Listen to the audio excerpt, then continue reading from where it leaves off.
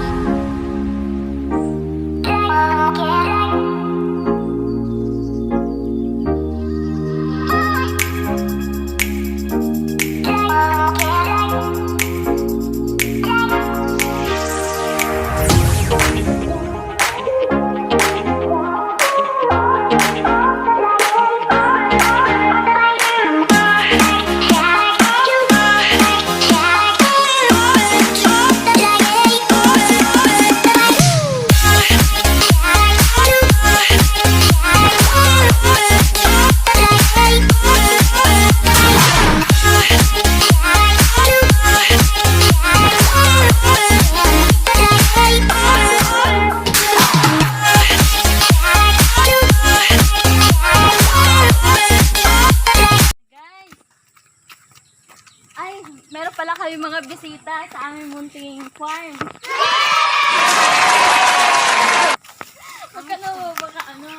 May mga bisita pala kami. So, ayan, nangyayaan ng aming mga manok. Oo nga! May isang may hawak na bading. Dito na kami. Say hi sa aking vlog. Hi kayo sa aking vlog. Vlog-vlogan. Wala ka naman nito. Bakit binakalpas na? Hindi pala. Yan, bibilhin nila yan. Yan, may suki pala kami ngayong araw. Yan. Ang aming mga manok. Talagang matatakaw na talaga silang tumuka. Silip natin ang loob. Ayan na sila. Talagang malalaki na.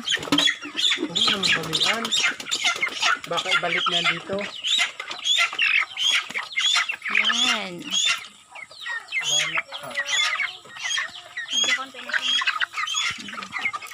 Konti na nga sila kasi naka-harvest na kami dyan ng mahigit kalahati.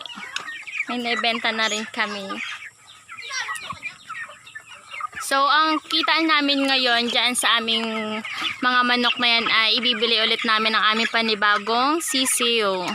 Kasi alam nyo na, magki-Christmas.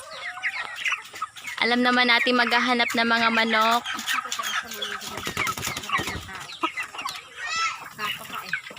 Ayan.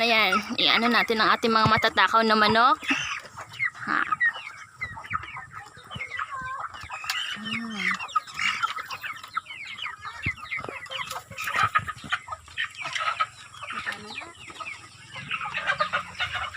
So, ang aming manok ay anong 130 ang kilo.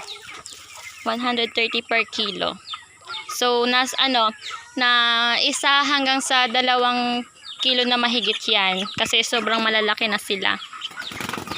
Yan, ayan, nag-aagawan na. Matatakaw na talaga sila. Pumasok sa bahay ng ating mga makukulit at matatakaw na manok. Kala ko bahay ni Kuya. Wait lang, baby. Ay, hindi ako makaya. Nandito na ako. Sagilid ka lang mag- Yan. Naghahanap tayo ng pinakamalaki at ating bubuhatin. So, magkikikot na talaga sila.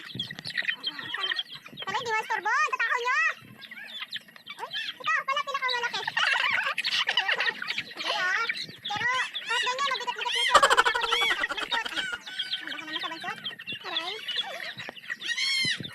Mahirap maghanap eh. Wait lang. Natatakot na kain sila eh.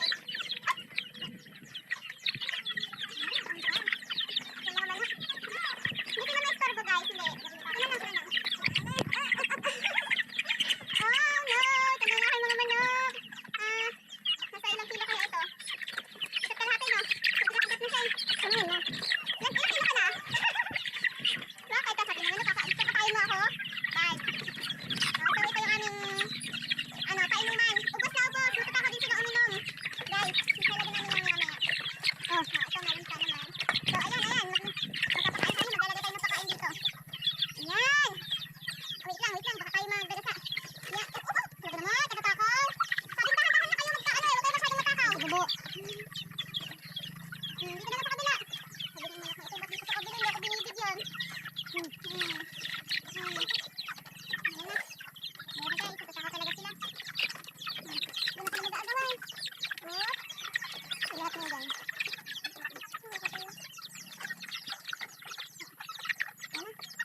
Hindi ko yan ha.